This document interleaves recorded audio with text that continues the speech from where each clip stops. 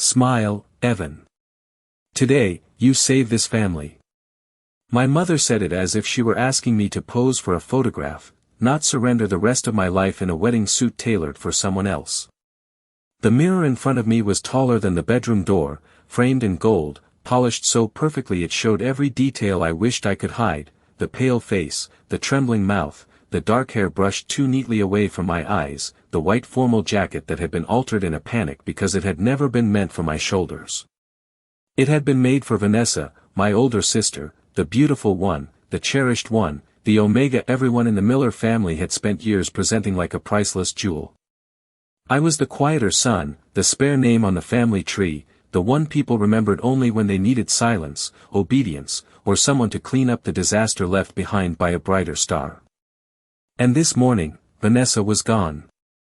Her room had been found empty at dawn, her window open, her jewelry case emptied, and a single note resting on her pillow that said she could not marry Adrian Blackwood.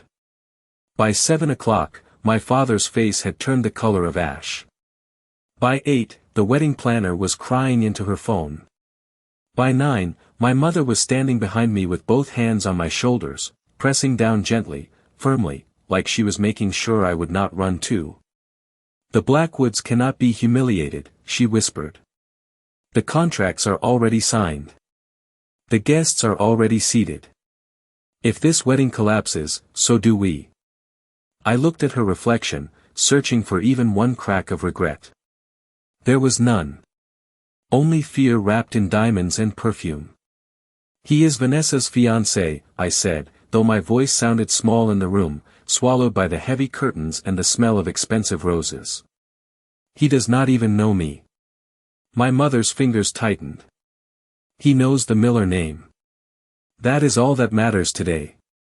Outside the door, footsteps moved quickly through the hall, servants carrying flowers, relatives speaking in sharp whispers, someone calling for another set of cuff links because the first pair had Vanessa's initials engraved inside the case. The whole mansion had become a beautiful machine built to erase one daughter's escape by feeding me into her place. I wanted to say no. I wanted to tear off the jacket, walk down the stairs in my own clothes, and tell every guest that I was not a replacement groom, not a signature, not a bandage for my family's pride.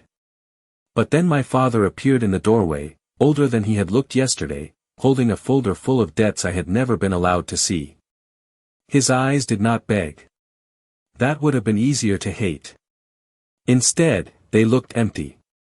Evan, he said, please. One word, and the last wall inside me cracked. So I stood still while they fixed Vanessa's veil pin into my hair, while they adjusted the sleeves, while they covered the scent of panic on my skin with something clean and floral from a silver bottle. When the car pulled up outside the cathedral, cameras flashed beyond the tinted windows like lightning before a storm. My mother leaned close and murmured, remember, chin up. The world is watching. But as the doors opened and the music began, I was not thinking about the world. I was thinking about the alpha waiting at the altar, Adrian Blackwood, the man my sister had abandoned, the man everyone said was colder than winter glass, richer than old money, and proud enough to destroy anyone who made him look like a fool. Then I saw him. He stood beneath the high white arches in a black tailored suit, tall, still, and terrifyingly calm, his silver-gray eyes fixed on the aisle as if he could force the truth to walk toward him. For one breath, the entire cathedral seemed to hold still. Then his gaze landed on me, and I watched recognition fail, confusion sharpen, and something far colder take its place. He knew. Of course he knew. I was not Vanessa. I was the substitute, the insult, the proof that someone had chosen to run rather than stand beside him. Every step down the aisle felt like crossing a frozen lake, beautiful on the surface, cracking underneath. Guests whispered behind white-gloved hands. My father would not look at me. My mother smiled so hard it looked painful. Adrian never moved. When I finally reached him, the priest began speaking, but I barely heard the words. All I heard was Adrian leaning close enough for his voice to brush my ear, low and controlled, without warmth, without mercy. Do not mistake this for acceptance. The priest's voice moved through the cathedral like a distant radio playing in another room, formal and steady, while my entire world narrowed to the alpha standing in front of me. Adrian Blackwood did not raise his voice. He did not need to. His anger was not loud. It was carved into the stillness of his posture, the hard line of his jaw, the careful way he held his hands at his sides as if every motion had been locked behind discipline. I wanted to explain that I had not planned this, that I had not stolen anyone's place, that I had woken up as Evan Miller and been turned into an emergency before breakfast. But the vows began before I could breathe the words. My name sounded strange when the priest said it beside Adrian's, like two pieces from different puzzles forced into the same frame. I expected Adrian to stop the ceremony.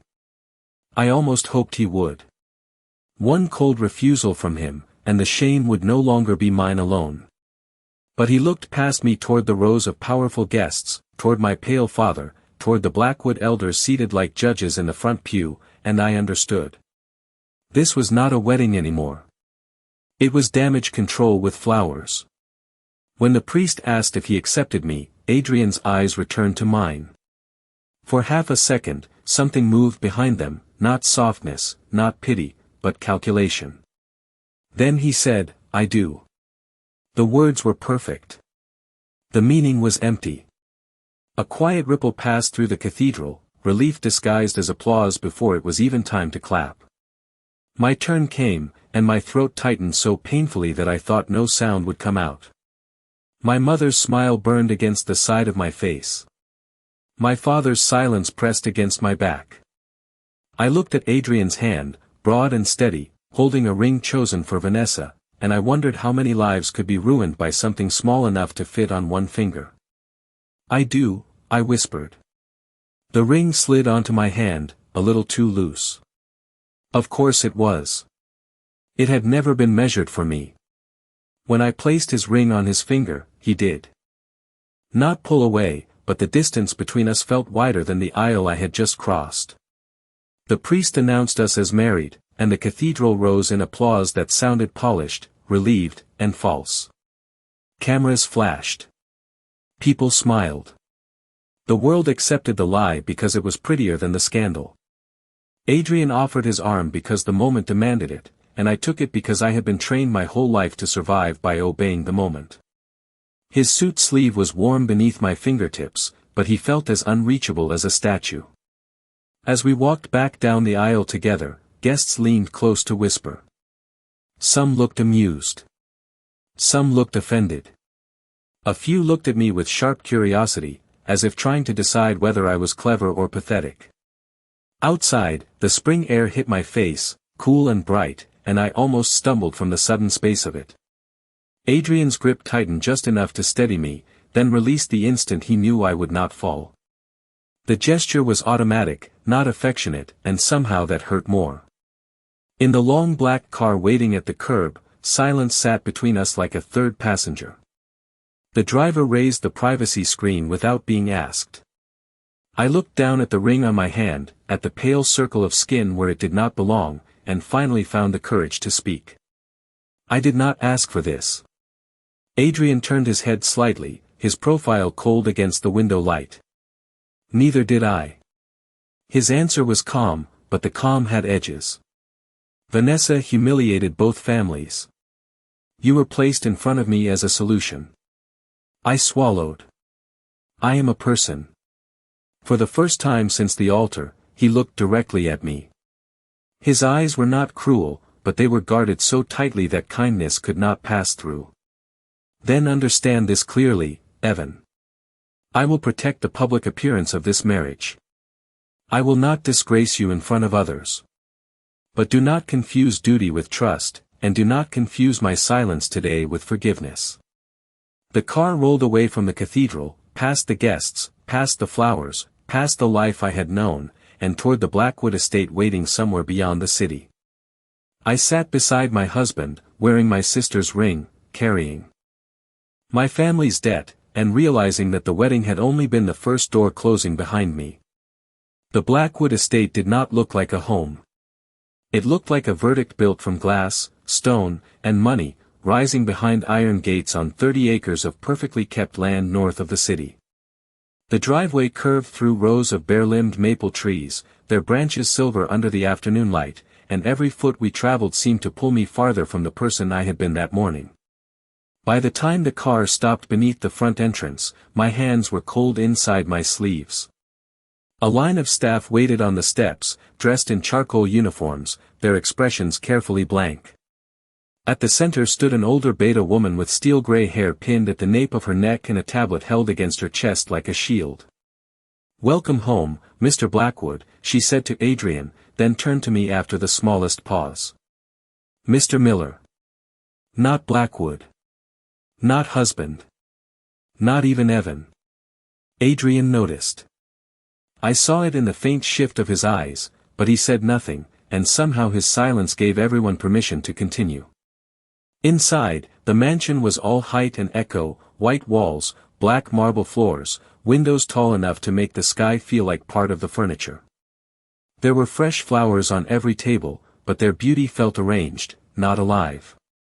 I followed Adrian through the foyer, carrying nothing except the weight of a ring that still slid loosely on my finger. "Mrs. Hale will show you to your room," he said. "Your room. Not ours." The words landed quietly, but they landed deep. The housekeeper inclined her head and led me up a staircase wide enough for a ballroom entrance.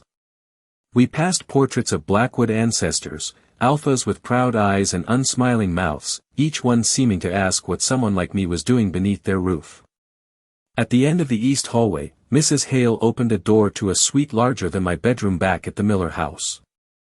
It had a sitting area, a fireplace, shelves filled with books no one had touched, and windows overlooking a winter garden sealed beneath a glass roof. A beautiful room. A distant room. A room chosen because it was far from Adrian's. My luggage had already been delivered, though I had not packed it myself. Someone from my family had sent my clothes, my sketchbooks, and a small wooden box of childhood things, as if moving my life could be done with labels and tissue paper.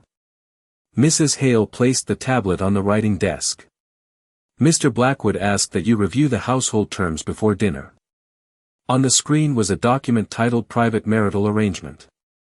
I read the first lines and felt my stomach sink. Separate bedrooms. Separate schedules unless public events required attendance together. No expectation of emotional companionship. No discussion of heirs. No unauthorized interviews. No public contradiction of the marriage narrative agreed upon by both families. It was not a marriage agreement. It was a map of where I was not allowed to exist. "Does he expect me to sign this tonight?" I asked. Mrs. Hale looked almost sympathetic, but years of service had trained it out of her voice. "He expects clarity." After she left, the silence of the room expanded around me. I sat on the edge of the bed and stared at the document until the words blurred. Downstairs, somewhere beyond the walls, Adrian Blackwood was probably returning to phone calls, contracts, and a life that had been inconvenienced by me but not overturned. My entire future had been moved like furniture, yet for him, this was only a problem to manage. At 7, a soft chime announced dinner. I changed into a dark blue sweater and slacks, something simple, something mine, then followed a young staff member to a dining room long enough to make conversation feel impossible. Adrian was already seated at the far end, reviewing papers beside his untouched plate. A second place had been set nearly 12 feet away. He did not look up until Saturday. "You do not have to perform discomfort," he said. "No one here is watching." I folded my hands beneath the table so he would not see them tighten. "I am not performing." His gaze lifted then, sharp and unreadable. "Good. I dislike performances." I thought of Vanessa's empty room, my mother's forced smile, the vows spoken like damage control, and a tired laugh almost escaped me. Instead, I said, "Then you married into the wrong family." For the first time, Adrian went completely still, not offended, not amused, but caught off guard. The silence that followed was different from the one in the car. It had a pulse. Then he set his papers aside. Sign the arrangement after you read it fully. Ask questions through Mrs. Hale. Not through you. We have nothing personal to discuss. The words should not have surprised me. Still, they found a soft place and pressed. I looked down at the ring on my hand, the one meant for my sister, and gently twisted it until it stopped slipping. Then I will make this easy for both of us, I said. I will not ask you for anything. Adrian's face did not change, but his eyes lowered to my hand for one brief second, to the ring that did not fit, to the promise that had never belonged to me. He looked away first. Dinner continued in silence, polished silver against porcelain, rain beginning to tap against the tall windows, and somewhere inside that enormous house, I understood the truth of my first night as Adrian Blackwood's husband. I had not been brought here to be loved. I had been brought here to be contained. By the end of the first week, the Blackwood estate had learned how to move around me without touching me. Staff members lowered their eyes when I entered a room, not out of respect, but out of careful discomfort, as if acknowledging me too directly might force the house to admit what I was. The replacement. The wrong Omega. The temporary solution wearing a permanent ring. Mrs. Hale remained polite, but even her politeness had borders. She told me which rooms were available to me, which hallways led to private family offices, which doors required permission, and which parts of the grounds were best avoided when Adrian was hosting business guests. No one said I was unwelcome. They simply arranged the house so I would understand it. Adrian and I became experts at passing each other like strangers in a hotel. He left before sunrise most mornings, his car rolling down the long driveway while the sky was still gray. He returned after dark, the faint scent of cold air and cedar clinging to his coat, his phone already in his hand, his attention already somewhere else. When we did meet, it was in polished spaces made for appearances, the dining room, the foyer, the occasional formal breakfast where he read financial reports and I pretended toast had flavor. He never insulted me. He never raised his voice. He never broke the rules he had written. That was the hardest part. Cruelty would have given me something solid to push against. Adrian offered distance wrapped in perfect manners, and distance was harder to survive because it made me feel unreasonable for being hurt. So I built my own small life in the corners he had left unclaimed. I found the library first, a 2-story room with a rolling ladder, leather chairs, and tall windows facing the winter garden. Most of the books were untouched, bought by someone who valued the appearance of knowledge more than the comfort of reading. I began spending afternoons there with tea, sketching the shape of the garden through the glass roof. The garden itself became mine next, though no one gave it to me. It was a quiet glasshouse behind the east wing, filled with white camellias, pale roses, and small citrus trees planted in square stone pots. Some of the flowers had started to brown at the edges from neglect. I asked Mrs. Hale for gardening gloves, and she hesitated as if an Omega husband trimming dead leaves might disturb the family legacy. But the gloves appeared outside my door the next morning. After that, I went to the glasshouse every day. I learned the watering schedule. I cut away damage. I opened the vents when the air grew too damp. I liked the simple honesty of plants. They did not care whose suit I had worn at the altar. They only responded to whether I stayed. Sometimes, late at night, I left a cup of chamomile tea on the small table outside Adrian's study. I told myself it was not affection. It was habit, or courtesy, or maybe a rebellion against becoming as cold as the house expected me to be. The first 2 nights, the cup was still full by morning. The third night, it was gone. No thank you followed. No mention at breakfast. But the empty cup remained on the tray, and for some reason, that tiny absence felt louder than words. On Friday evening, the Blackwood family came for dinner. Adrian's grandmother, Eleanor Blackwood, arrived in pearls and a black dress, her white hair swept back like a crown. She looked at me once and understood everything she wanted to believe. "You are younger than your sister," she said as we sat beneath the chandelier. "Quieter, too." I smiled because I had been raised to survive rooms like this. Most people say that like it is a flaw. Her brows lifted. Across the table, Adrian paused with his water glass halfway to his mouth. Eleanor's mouth curved, but not kindly. And is it not? Before I could answer, another cousin murmured, at least the Millers sent someone. A few soft laughs moved around the table, polished and sharp. My face warmed, but I kept my hands steady in my lap. I had been humiliated enough in 1 week to understand that dignity was sometimes only the refusal to make pain entertaining. My family made a choice, I said carefully. So did yours when they allowed the ceremony to continue. The room went silent. Adrian set down his glass. For a second, I thought he would correct me, remind me of my place, protect the peace of his own bloodline. Instead, he looked at his cousin and said, calm as winter, Evan is a guest at this table and a member of this household. Speak accordingly. The words were not warm. They were not love. But they landed like a door closing between me and the laughter. No one challenged him. Dinner continued, quieter than before. I did not look at Adrian again until dessert, and when I did, he was already watching me with an expression I could not name. Not trust. Not softness.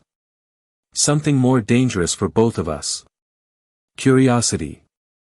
The night Adrian first noticed my scent, the rain had turned the entire estate into a world of blurred glass and silver shadows. It started just after dinner, a quiet storm at first, then a hard spring downpour that struck the roof and windows with restless fingers. I had been in the library when I heard Mrs. Hale speaking anxiously to one of the gardeners near the east hallway. The wind had forced open one of the roof vents in the glasshouse, and water was coming in over the camellias. The gardener who usually handled it lived almost 30 minutes away, and the storm had already pushed branches across the county road. I should have stayed where I was. I was not responsible for the Blackwood garden, or the Blackwood house, or any fragile thing growing inside it. But I thought of the white flowers I had spent days trimming back into life, the small green buds finally brave enough to open, and before I could talk myself out of caring, I grabbed my coat and ran through the covered walkway toward the winter garden. Cold rain blew sideways through the open vent, scattering drops across the stone floor. The air smelled of wet leaves, damp soil, and frightened blossoms. I found the long metal pole used to pull the vent closed, but the latch had jammed halfway. I stretched onto my toes, both hands gripping the pole, my sleeves soaked through, my shoes slipping on the wet stone. Come on, I whispered, as if the house might listen if I asked softly enough. The vent moved an inch, then stuck again. I tried once more, harder, and the pole jerked loose. My balance disappeared. For one suspended second, I saw the glass roof above me, dark with rain, saw the white camellias trembling in their pots, saw my own hand reaching for nothing. Then a firm arm caught me before I hit the floor. The world stopped moving. Adrian stood behind me, one hand steady at my elbow, the other braced at my back with careful restraint. His coat was wet from the rain, his dark hair touched with water, his expression sharpened by something more than surprise. "What are you doing out here alone?" he asked. His voice was low, controlled, but not cold in the usual way. I pulled in a breath, and too late, I realized the rain had washed away the floral scent veil my mother's staff had used on the wedding day and the mild suppressants I had kept wearing out of habit. The glasshouse was warm beneath the storm, my pulse was racing, and my true scent rose before I could stop it, soft and clean and aching, like white flowers after rain, like honey barely warmed by sunlight, like every feeling I had tried to bury since the altar. Adrian went completely still. His hand did not tighten, but the air around him changed. The polished distance he carried like armor cracked for the first time, not loudly, not dramatically, but with the quiet shock of a man hearing his name spoken by fate from another room. I stepped away from him as soon as I could stand, embarrassment rushing up my throat. I was only trying to close the vent. He did not answer. His eyes were fixed on me, not on my face exactly, but on the space around me, as if the air itself had become impossible to understand. Rain hammered against the glass. A camellia petal fell onto the wet stone between us. Adrian? I said, because the silence had become too heavy. His gaze snapped back to mine. For an instant, I saw something raw there, something startled and almost unwilling, before he buried it so quickly I wondered if I had imagined it. He turned, took the pole from the floor, and forced the vent shut with one controlled motion. The storm dulled at once, sealed outside the glass. You could have been hurt, he said. I was not. That is not the point. The answer came too quickly. Too sharply. It sounded almost like concern, and that frightened me more than his distance ever had. I folded my arms across my soaked sweater, suddenly aware of the cold. You do not need to worry about me. It was in the arrangement, remember? No personal obligations. His jaw tightened. The words had found him. Good. I wanted them to. But instead of leaving, he removed his coat and held it out. I stared at it. Take it, he said. You are freezing. I should have refused. Pride wanted me to refuse. But my hands were shaking, and the coat was warm when I accepted it, heavy with cedar, winter air, and him. The moment it settled over my shoulders, his expression changed again, so briefly it was almost nothing. His eyes lowered to where the black fabric swallowed my frame, and something in his alpha stillness faltered. Not possession. Not tenderness. Recognition, maybe, arriving too early and unwanted. Mrs. Hale appeared at the glasshouse entrance with towels, stopping short when she saw us standing close in the rain-dim light. Adrian stepped back first. Have the floor dried before morning, he said, his voice returned to its usual calm. Then he looked at me once more, and the calm did not reach his eyes. And make sure Evan has warm tea sent to his room. He left before I could speak. I stood beneath the glass roof, wrapped in his coat, surrounded by rescued flowers and the fading echo of a moment neither of us understood yet. But that night, for the first time, when I placed chamomile outside his study, I found another cup already waiting there, untouched, still steaming, meant for me. By morning, the entire rhythm of the house had changed, though no one admitted it. Adrian still left before sunrise, still returned calls in that quiet voice built for boardrooms and impossible decisions, still kept his distance at breakfast with the same careful posture he had always worn. But his eyes found me more often now. Not openly. Never long enough for anyone else to notice. Just brief moments across the dining room, in the reflection of a window, over the edge of a newspaper he was not truly reading. Each glance felt like a question he refused to ask. I tried to pretend nothing had shifted in the glasshouse, but the world did not help me. His coat had been returned to his room, cleaned and pressed, yet the memory of its weight stayed on my shoulders. The cup of tea he had left outside my room became a quiet argument inside my chest. I told myself it was kindness done out of guilt, not concern, not curiosity, certainly not anything dangerous enough to hope for. Then, 3 days after the storm, Vanessa came home. She arrived at the Blackwood estate in a cream-colored car shortly after noon, wearing sunglasses, a pale cashmere coat, and the kind of smile that made every mistake look intentional. I saw her from the library window as she stepped onto the front drive like a woman returning from a weekend trip, not a bride who had abandoned her own wedding and left her younger brother to stand in her place. My hands went cold around the book I was holding. Mrs. Hale entered minutes later, her face composed but tense. Miss Miller is in the front parlor, she said. She has requested to see Mr. Blackwood. Of course she has, I replied, though my voice sounded far calmer than I felt. I did not go downstairs immediately.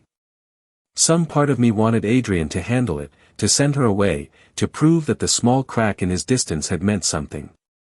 But waiting made me feel weaker, so I set the book down and walked to the parlor myself. Vanessa turned when I entered, lowering her sunglasses with one graceful hand. She was exactly as she had always been, golden blonde hair, flawless makeup, pale skin glowing as if stress had never been invented for people like her. Her eyes moved over my sweater, my simple slacks, the ring still loose on my finger, and her smile sharpened. "Evan," she said softly. "Look at you. Married life suits you better than I expected." "Running away suited you exactly as expected," I said before I could stop myself. Her smile did not move, but something behind it hardened. "You should be thanking me. Without me, you would still be invisible." The words were familiar enough to hurt in the old places. Before I could answer, Adrian appeared in the doorway. The air changed at once, not dramatically, but with that quiet pull his presence always carried. Vanessa turned toward him, and for the first time since arriving, her confidence became almost radiant. "Adrian," she said, softening her voice. "I know I owe you an explanation." He stepped into the room but did not approach her. "You owe many people an explanation." Vanessa lowered her gaze beautifully, the way she had practiced since childhood. "I was afraid. The wedding, the pressure, the families watching every move. I panicked. But I came back because I realized I made a terrible mistake." She took one step closer, offering her hand as if the story had already forgiven her. "It was always supposed to be us." I expected something in Adrian to respond. Anger, maybe. Old pride. The memory of the woman he had agreed to marry. But when Vanessa's fingers touched his sleeve, nothing happened. He looked down at her hand the way a man might look at rain on a window, present but unmoved. Then he gently removed her touch. Vanessa blinked. "So did I. The marriage has already taken place," he said. "That cannot be undone by regret." Her eyes flicked toward me, bright with disbelief. "You cannot be serious. Evan was a substitute. Everyone knows that." The word hit the room like a glass dropped on marble. I felt myself step back, not from fear, but from the sudden certainty that I had heard it too many times. Adrian noticed. His head turned just slightly, following the movement, and the moment I pulled away, his attention left Vanessa completely. His gaze found me with unsettling speed, as if some invisible thread had tightened between us. Vanessa saw it. Her expression changed before she could hide it. "Adrian," she said, sharper now. "You do not even know him." Adrian did not answer right away. He was still looking at me, and something in his face had gone quiet in a way I did not understand. Then he said, "No. I do not." The honesty should have hurt. Instead, it felt like the first real thing he had ever said in front of her. He looked back at Vanessa. "But I know enough to understand who stayed." Silence filled the parlor. Vanessa's beautiful mask cracked for 1 second, revealing something small, jealous, and frightened underneath. Then she smiled again, but it no longer looked effortless. "Then perhaps you should ask yourself why he stayed," she said. Duty can look very convincing when someone finally gets a taste of a life meant for someone else. I left before either of them could see my face change. But as I reached the hallway, I heard Adrian say my name, not loudly, not as a command, but with a roughness that made me stop. I did not turn around. If I did, I might have seen too much. If I did, I might have believed he wanted me to stay for a reason neither of us was ready to name. By the time the Blackwood family announced the formal reception to repair the damage left by the wedding, Vanessa had already learned how to smile like a victim. She moved through the estate as if the walls remembered her better than they remembered me, speaking gently to Mrs. Hale, complimenting the flowers in the front hall, laughing with distant cousins who had gone very quiet around me. Everyone understood the purpose of the reception without saying it aloud. It was meant to prove that the scandal had ended, that the alliance still stood. That the wrong groom could be polished into an acceptable truth if enough expensive people gathered beneath enough chandeliers. I stood beside Adrian at the entrance to the ballroom while guests arrived in dark suits and jeweled gowns, each handshake another reminder that our marriage had become a performance everyone was willing to attend. Adrian was courteous, controlled, and unreadable, but he no longer stood as far from me as he once had. Sometimes his sleeve brushed mine. Sometimes his hand hovered near my back when the crowd pressed too close, never touching unless necessary, but always there. That almost made the night harder. Distance had been painful, but clarity was simple. This new careful attention felt like standing near a fire I was not sure would warm me or burn me. Vanessa watched all of it. She waited until the ballroom was full, until the Blackwood elders were present, until my parents had arrived with faces painted in public gratitude, and then she stepped into the center of the room with a champagne glass in her hand and sorrow in her eyes. "Before everyone continues pretending," she said, her voice light enough to sound wounded instead of cruel, "perhaps we should speak honestly about what happened." The music softened. Conversations died one by one. Adrian went still beside me. Vanessa turned toward him first, then toward me, and the expression on her face was almost tender. "My brother was never meant for this life. Evan has always been fragile. Easily influenced. Our parents worried about him for years. My mother looked down. My father closed his eyes." The room seemed to tilt. Vanessa continued, each word wrapped in silk. "I left because I was afraid of being trapped in a marriage arranged for money. But Evan stayed because he wanted what was mine. The name, the house, the security. Can anyone blame him? He had lived in my shadow his entire life." Something inside me went very quiet. Not broken. Not angry. Just quiet, the way snow silences a street before dawn. I could feel every eye turn toward me, measuring, judging, remembering the loose ring, the altered suit, the whispered word replacement. Adrian took one step forward, but I lifted my hand slightly, not to stop him forever, only to stop him from saving me before I had tried to stand on my own. "You are right about one thing," I said, and my voice surprised me by carrying across the ballroom. "I was never meant for this life. I was not raised to command rooms, or charm powerful families, or turn abandonment into a story where I am the villain." Vanessa's smile tightened. I looked at my parents then, and the old ache rose, but it did not own me. I stayed because everyone I loved asked me to. I stayed because a family name was placed on my shoulders like a debt. I stayed because no one in that cathedral cared whether I wanted a future, only whether I could protect theirs. The silence changed. It was not kind yet, but it was listening.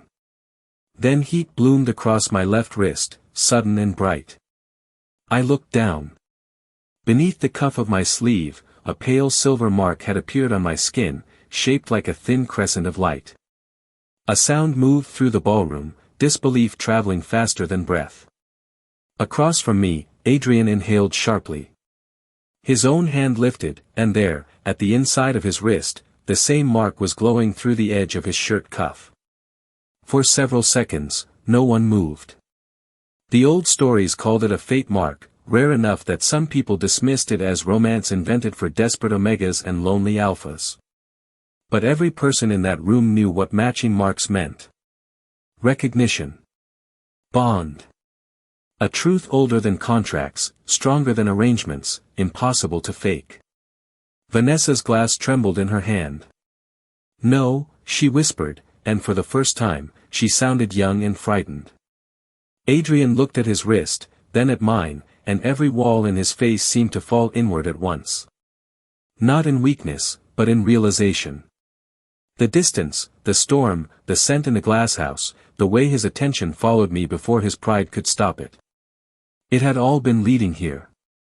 I covered the mark with my sleeve, not because I was ashamed, but because I suddenly understood how dangerous it was to be wanted by destiny before being chosen by the heart. Adrian stepped toward me slowly, his voice quiet enough that only I could hear the break-in. Evan. I met his eyes, and for the first time since the wedding, he did not look at me like a problem, a duty, or a question. He looked at me like the answer had been standing beside him all along, patiently bleeding in silence while everyone else called it grace. For one long breath after the fate marks appeared, the ballroom forgot how to breathe. Every polished rule that had held the evening together cracked beneath the soft silver light on our wrists. I could hear the rain beginning again outside the tall windows, a gentle tapping against the glass, as if the storm from the garden had returned to finish what it started. Vanessa was the first to move. She stepped toward Adrian with her face pale beneath perfect makeup, her voice lowered into something sharp and desperate. This changes nothing. Marks can be misunderstood. Stress can trigger false responses. You know that, Adrian. Adrian did not look at her. His eyes were still on me, and for once, there was no calculation in them, no boardroom control, no winter distance. There was shock, yes, and regret, and something deeper that made my chest ache because it had arrived too late to be simple. Eleanor Blackwood rose from her seat near the front of the room, her pearls catching the chandelier light. Adrian, she said, each syllable careful. This is a family matter. Do not make a public decision while emotions are high. That was when he finally looked away from me. He turned to face the room, and the alpha everyone feared seemed to settle over his shoulders, not as arrogance, but as clarity. There has already been too much public pretending in this family, he said. His voice was quiet, yet it reached every corner of the ballroom. Vanessa's lips parted. My father took a step forward, then stopped. My mother pressed a hand to her necklace like she was holding herself together by the clasp. Adrian reached into the inside pocket of his jacket and removed a folded document. I recognized the header before he fully opened it. The private marital arrangement. The map of my allowed silence. The paper he had given me on my first night in his house. He held it up between two fingers, then tore it cleanly down. The middle. The sound was not loud, but it moved through the room like a bell. This arrangement was written when I believed Evan Miller had been placed in my life as an obligation, he said. It was unfair then. It is unacceptable now. My throat tightened. I wanted to look away, but I could not. Adrian turned toward my parents next. You asked your son to carry a burden that was never his. You allowed him to stand alone in a room full of people who should have protected him. Whatever business remains between our families will be handled by attorneys from this point forward, not by using Evan's life as collateral. My mother flinched. My father looked smaller than I had ever seen him. Vanessa let out a soft laugh that was almost a gasp. So that is it. A glowing mark, and suddenly I am the villain. He gets everything by standing there looking wounded. For the first time, Adrian's expression hardened, not with rage, but with disappointment so complete it felt colder than anger. You left because you wanted freedom. You had that right. But you came back and tried to destroy him for surviving the consequences you abandoned. Vanessa's eyes shone, but whether from tears or fury, I could not tell. You were supposed to choose me. The words broke something open in the silence. Adrian looked at her with a sadness that carried no promise. No. I was supposed to marry you. Those are not the same thing. Then he turned back to me. The entire room watched as Adrian Blackwood, the untouchable alpha, crossed the marble floor and stopped an arm's length away. He did not reach for me. He did not claim me. He did not use the fate mark as permission. Instead, he removed the ring from his own finger, the ring from the ceremony built on panic and debt, and held it in his palm. This ring was part of a bargain, he said, his voice lower now, meant for me but heard by everyone. You deserved a choice before you were ever asked for a vow. He set the ring on a nearby table, then did something no one in that ballroom expected. He lowered himself to one knee, not like a man surrendering his power, but like a man finally understanding that power meant nothing if it could not humble itself before the person it had hurt. A quiet sound passed through the guests.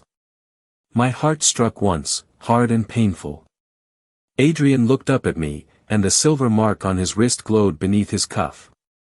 I cannot undo the aisle, the contract, or the coldness I gave you when you deserved protection. I cannot ask you to trust destiny when I failed you as a man. But I can ask for the chance to begin again, without your sister's shadow, without our family's demands, without pretending that a bond is the same as love. My eyes burned. Around us, the ballroom, the guests, Vanessa, my parents, all of it faded to the edges of the moment. Adrian, I whispered, because his name was the only answer I could find. He opened his hand, empty now, no ring, no bargain, no trap. Not tonight, he said gently. Not because they are watching. Not because the mark appeared. Only when you want to answer. And for the first time since I had been placed in someone else's wedding clothes, the choice was mine. I did not give Adrian an answer that night. The ballroom wanted one, Vanessa wanted one, my parents feared one, and every glowing whisper of the fate mark beneath my sleeve seemed to beg for one, but for the first time in my life, I chose not to be rushed. I walked out of that room with my head high and my heart shaking, and Adrian let me go. He did not follow me into the hallway. He did not send a message through Mrs. Hale. He did not use the bond, the marriage, or the Blackwood name to pull me back before I was ready.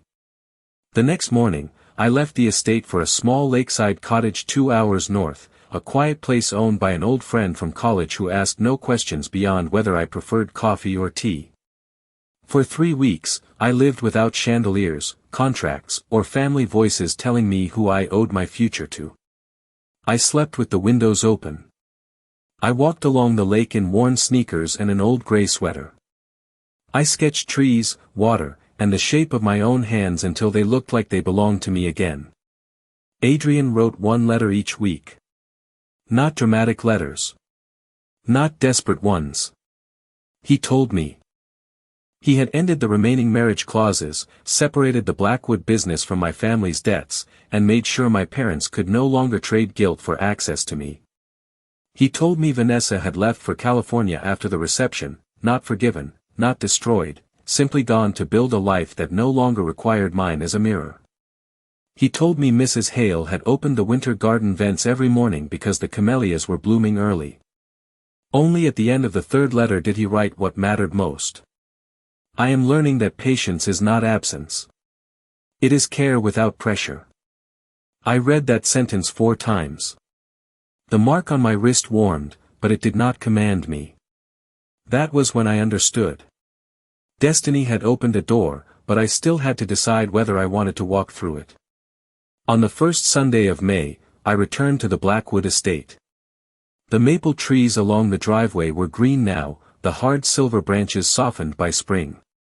Adrian was waiting in the winter garden, not in a suit, not behind a desk, but in shirt sleeves with soil on one cuff, looking deeply out of place beside a tray of repotted camellias.